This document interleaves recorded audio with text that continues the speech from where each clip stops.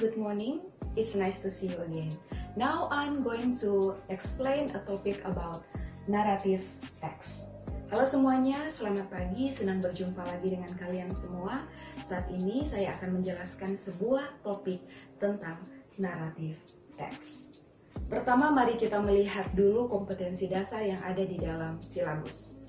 Kompetensi dasar untuk pengetahuan adalah membedakan fungsi sosial, struktur teks, dan unsur kebahasaan dari beberapa teks naratif, lisan dan tulis, dengan memberi dan meminta informasi terkait legenda rakyat sesuai dengan konteks penggunaannya. Let's underline some keywords. Mari kita menggarisbawahi beberapa kata kunci yang ada di dalam kompetensi dasar. Teks naratif, fungsi sosial, struktur teks, dan unsur kebahasaan. So, the questions are, what is narrative text? The first, once again, what is narrative text? The second, what is the purpose of the text? Or what is the social function of the text? The third, what are the text structure in the narrative text? And the fourth, what are the language features in the narrative text? Jadi pertanyaannya adalah, yang pertama, apa itu teks naratif? Yang kedua, apa tujuan dari sebuah teks naratif atau fungsi sosialnya? Yang ketiga, apa struktur teks yang ada di dalam sebuah teks naratif? Dan yang keempat, yang terakhir, unsur kebahasaan apa saja yang ada di dalam sebuah teks naratif? Mari kita menjawab 4 pertanyaan ini. Let's answer these 4 questions through example that I will give to you. Mari kita menjawab 4 pertanyaan ini lewat contoh yang akan saya berikan. Ya, The Legend of Malin Kundang. As we know that, sebagaimana yang kita ketahui, The Legend of Malin Kundang, cerita tentang The Legend of Malin Kundang mengisahkan sebuah cerita tentang kehidupan seorang Malin Kundang di mana dia tinggal di sebuah desa bersama ibunya dalam keadaan ekonomi yang memprihatinkan karena ayahnya telah meninggal ketika Malin Kundang ini masih sangat kecil. Dan pada suatu waktu dia memutuskan untuk meninggalkan ibunya dan pergi berlayar. Dia pergi merantau dan akhirnya dia menjadi seorang saudagar, seorang pedagang yang sukses dan sangat kaya raya. Pada suatu ketika dia kembali ke kampung halamannya dan orang-orang di kampung halamannya itu mengenalinya bahwa dia adalah si Malin Kundang. Dan berita itu terdengar sampai kepada ibunya. Ibunya datang berlari mendekatinya, tetapi apa yang terjadi? Malin Kundang tidak mengakui ibunya. Justru sebaliknya Malin Kundang malah menghina dan menertawakan ibunya. Ibunya merasa sangat sedih, ibunya merasa sangat kecewa terhadap perilaku Malin Kundang dan akhirnya ibunya mengutuk Malin Kundang menjadi sebuah batu. Let's go back to the first question. Mari kita balik ke pertanyaan pertama. What is narrative text? Apa itu teks naratif? Dari cerita Malin Kundang, kita bisa simpulkan bahwa teks naratif adalah sebuah teks imajinatif di mana ada serangkaian peristiwa yang terhubung satu dengan lainnya. Teks naratif is an imaginative story that has connected events. Kenapa memilih contohnya The Legend of Malin Kundang? Karena sesuai dengan kompetensi dasar yang diminta adalah teks naratif tentang legenda rakyat. Jadi ini adalah salah satu jenis teks naratif.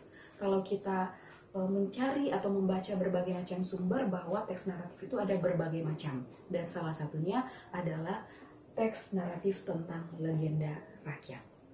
Okay, do you understand what I explain? Okay, very good. Next, the second question. Pertanyaan yang kedua. What is the purpose of the text? Apa tujuan dari teks ini? apa tujuan dari cerita si Malin Kundang. So, the purpose of the text is to entertain the readers through the life of Malin Kundang, adalah menghibur para pembaca melalui kehidupan Malin Kundang. Okay, I think that's very clear. And next, to the third question. What are the text structure in the narrative text? Pertanyaan berikut, struktur teks apa yang ada di dalam sebuah teks naratif? Okay, there are five text structures in the narrative text. Yang pertama adalah orientation. Mari kita melihat langsung ke dalam contoh. Di bagian mana kita melihat orientation? Ya, ternyata ada di paragraf pertama. Nah, apa itu orientation? Singkatnya adalah perkenalan. Siapa tokoh yang terlibat di dalam cerita itu, tokoh sentral, kapan kejadiannya, dan di mana kejadian ini. Di sini kita bisa melihat, di dalam cerita Malin Kundang kita bisa melihat bahwa pada paragraf pertama diperkenalkan bahwa tokoh utamanya adalah Malin Kundang dan ibunya. In a small village near the beach in West Sumatra, live a woman and her son Malin Kundang. Ya, jadi Malin Kundang dan ibunya tinggal di sebuah desa yang kecil dekat pantai di Sumatera Barat. That's what I mean with orientation. Itu yang saya maksudkan dengan orientasi. Oke, selanjutnya, text structure yang selanjutnya adalah complication. Complication, apa itu complication? Ketika dalam cerita teks naratif, permasalahan mulai muncul atau permasalahan mulai berkembang. Mari kita melihat dalam teks di bagian mana. Ya, ternyata ada di paragraf kedua, di mana di situ dituliskan, one day when Malin Kundang was sailing, he saw a merchant's ship being raided by a band of pirates. Pada suatu waktu ketika Malin Kundang berlayar, dia melihat sebuah kapal pedagang sedang dibajak oleh sejumlah pirates atau bajak laut. Dan cerita yang selanjutnya bisa kita lihat dalam paragraf kedua. Dan akhirnya Malin Kundang agree and left his mother alone. Sekali lagi, Malin Kundang left his mother alone. Di situ permasalahan mulai muncul, permasalahan mulai berkembang ketika Malin Kundang memutuskan untuk meninggalkan ibunya. That's complication. Let's move to the next text structure. Setelah complication adalah sequence of events. Serangkaian peristiwa atau urutan peristiwa yang terjadi ketika Malin Kundang setelah Malin Kundang meninggalkan ibunya. Bisa kita lihat di dalam teks, ada di paragraf keempat. Many years later, Malin Kundang became wealthy. Beberapa tahun kemudian, Malin Kundang menjadi sangat kaya. When he was sailing on his trading journey, ketika dia berlayar untuk perjalanan dagangnya, his ship landed on a coast near a small village. Kapalnya singgah di sebuah pantai dekat desa yang kecil, dan seterusnya. Itu disebut dengan sequence of events. Dan setelah sequence of events, struktur teks selanjutnya adalah resolution. Apa itu resolution? Resolution adalah penyelesaian masalah. Di sini kita bisa melihat apakah suatu cerita itu berakhir dengan happy ending atau sad ending. Bagaimana dengan cerita Malin Kundang? Mari kita melihat resolution atau akhir dari cerita. Ternyata dalam cerita Malin Kundang berakhir dengan sad ending. Itu ada di paragraf terakhir, kalimat yang terakhir. Finally, she cursed Malin Kundang and he was thrown out to a small island and turned into a stone. Akhirnya Malin Kundang berubah menjadi sebuah batu. That's resolution. Selanjutnya struktur teks adalah coda. Nah, apa itu coda?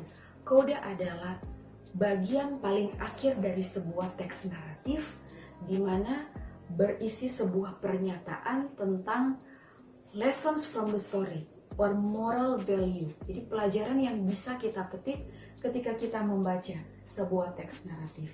Pesan moral apa yang bisa kita dapatkan? Oke, pertanyaannya apakah ada coda di dalam teks The Legend of Malin Kundang?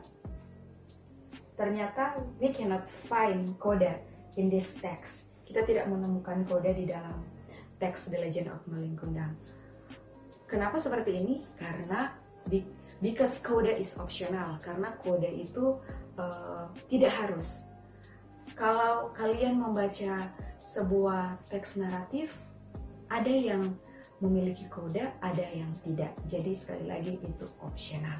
Okay, I think that's about the explanation about text structure of narrative text. Is that clear? Yes. Now we move to the next question. What are the language feature used in the narrative text? Unsur kebahasaan apa saja yang ada di dalam sebuah teks naratif? Mari kita melihat kembali contoh The Legend of Malin Kundang. Yang pertama, adverb of time. Apa itu adverb of time? Adverb of time menunjukkan keterangan waktu sebuah peristiwa yang terjadi di waktu lampau dalam cerita The Legend of Malin Kundang. Kita bisa lihat di paragraf pertama. A long time ago. Dahulu kala. When he was a baby. Ketika dia masih kecil. One day when Malin Kundang was sailing.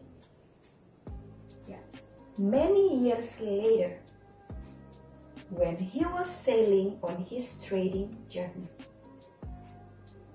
when his mother came near him.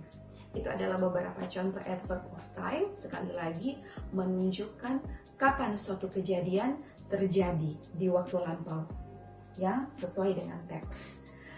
Oke, adverb of time itu sebagai unsur kebahasaan yang ada di dalam teks naratif.